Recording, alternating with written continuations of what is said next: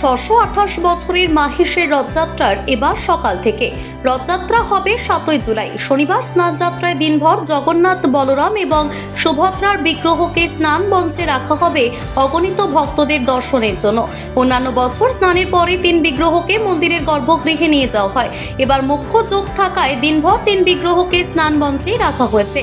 এর আগে স্নানযাত্রায় মুখ্য যোগ ছিল 1977 সালে, অর্থাৎ 47 বছর আগে। সেবা দেবতাদের স্নান শুরু করা হয়েছিল সকাল 6:45টায়।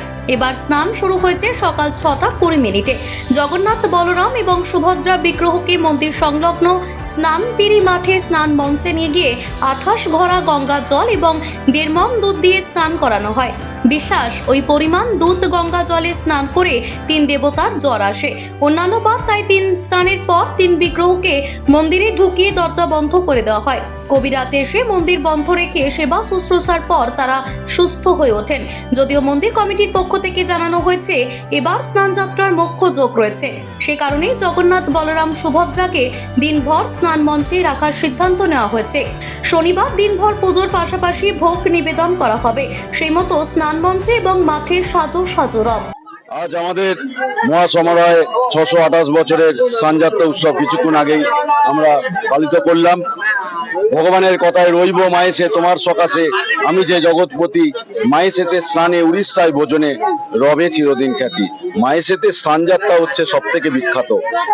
কথিত আছে আমাদের এই মায়েসে স্নানযাত্রার সময় এক নীলকণ্ঠ পাখি উড়ে এসে বসবে। এই নীলকণ্ঠ পাখি এইটাই ইন্ডিকেশন দেয় যে মায়েসের স্নান শুরু হয়েছে, এরপরে আর নীলকণ্ঠ পাখিকে আমরা দেখতে পাবো না। সেই নীলকণ্ঠ পাখি উড়ে চলে যাবে নীলাচলের পথে। তাই জন্য মায়েসেতে হচ্ছে স্নানযাত্রা সব থেকে বিখ্যাত। এবং এই মায়েসকে নব নীলাচল আখ্যা দিয়েছেন স্বয়ং চৈতন্য মহাপ্রভু। এবং সেই চৈতন্য মহাপ্রভু তার দ্বাদশ গোপালের যে পঞ্চম গোপাল ঠাকুর কমলাকর পিবলায়েরই, তিনি আমাদের মায়েসের হচ্ছেন দ্বিতীয় সেবক। প্রথম সেবক হচ্ছেন সাধক ধ্রুবানন্দ ব্রহ্মচারী।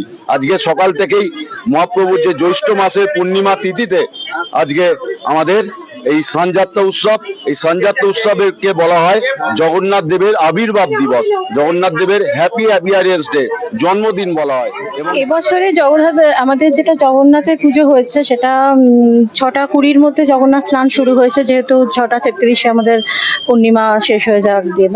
তো এবছরে এই মাহেশে যেটা আমি জন্ম থেকে ছোট্ট থেকে আমি এসেছি, আর মাহেশের মহিমা আলাদা করে নতুন করে কিছু বলার নেই। আজ পর্যন্ত আমি দেখেছি যা জগন্নাথকে বলেছি সে জগন্নাথ পূরণ করেছে মনস্কামনা। আর এখানকার একটা আলাদা মাহাত্ম্যই রয়েছে এই জগন্নাথ ভোগের। এখানে ভোগ হয় মানে আমাদের তেলবিহীন ভোগ, কিন্তু তার যে সুস্বাদ আমি সেখানে I can't express about word, মানে উইথ ওয়ার্ড। বাট আমি সেখানে দেখলাম জগন্নাথের আজকে এবছর দেখি গজবেশ, যেটা একদম নতুন, এবং আমি বসেও আছি সেই গজবেশকে দেখার জন্য, যে গজবেশে নবরূপে আমাদের জগন্নাথ বাবাকে কিরকম দেখতে লাগে সেটা দেখার জন্য এখানে আমি ওয়েট করছি।